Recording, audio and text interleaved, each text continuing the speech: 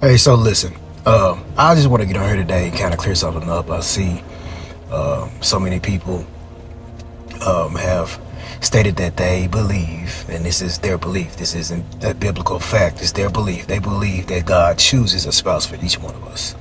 And, as I always say, show me the scripture. And the scripture that they use, taken out of context, is what God has joined together, let no man put asunder. So in Mark 10 and Matthew 19, in those two chapters of those two books. And the thing is, we have to look at it like this. When we look at scriptures, you can't look at one scripture. You need to look at the context. And there's a few things we need to look at. First thing we need to look at is who was the speaker. The speaker was Jesus, okay? The audience, it was the Pharisees. They were trying to trap Jesus in a question about what Moses permitted.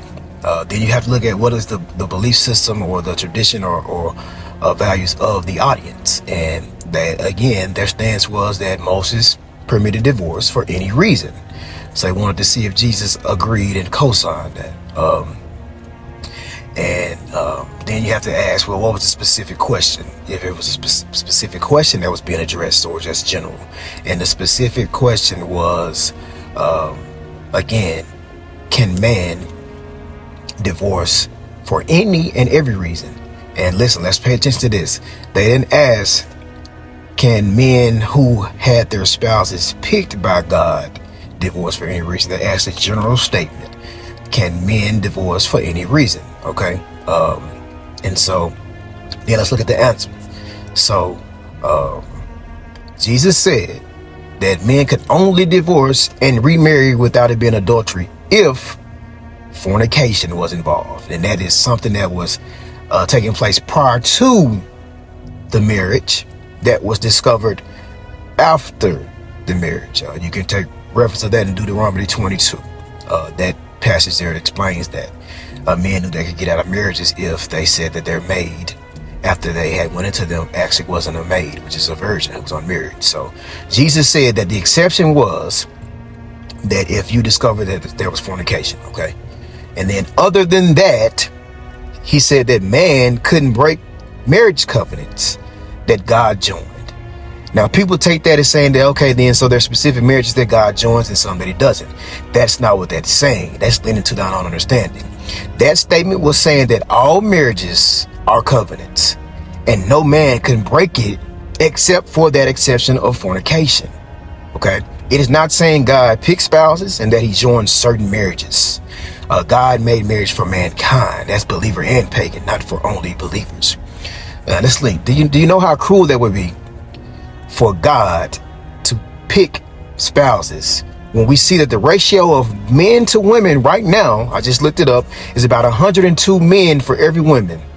That means that there's two men who are just doomed. They don't have a hand-selected spouse for them because of the numbers. The numbers don't match. Okay? That's cruelty. God is not a cruel God. That's not an impartial God. If everyone doesn't have the opportunity to have him pick a spouse because of the numbers of 102 men for every 100 women.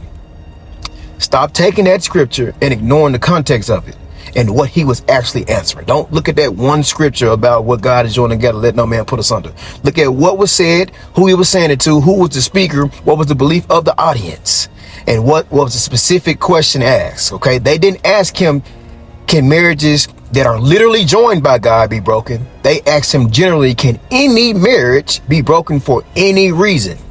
And Jesus gave the one reason, and it said, besides that, no man can put asunder any marriage.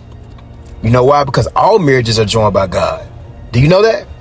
God is the thread of all marriages.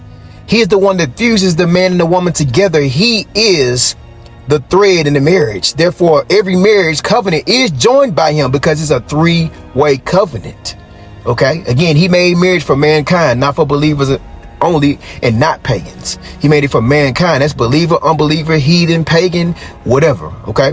So listen, I love that people are reading the word. I do. I love it. I love it. There's so many people that are reading the word. But listen, it loses its purpose if we take the scripture out of context to justify our personal views and beliefs.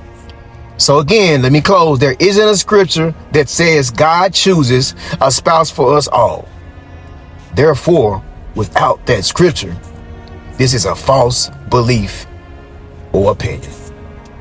All right, y'all be blessed.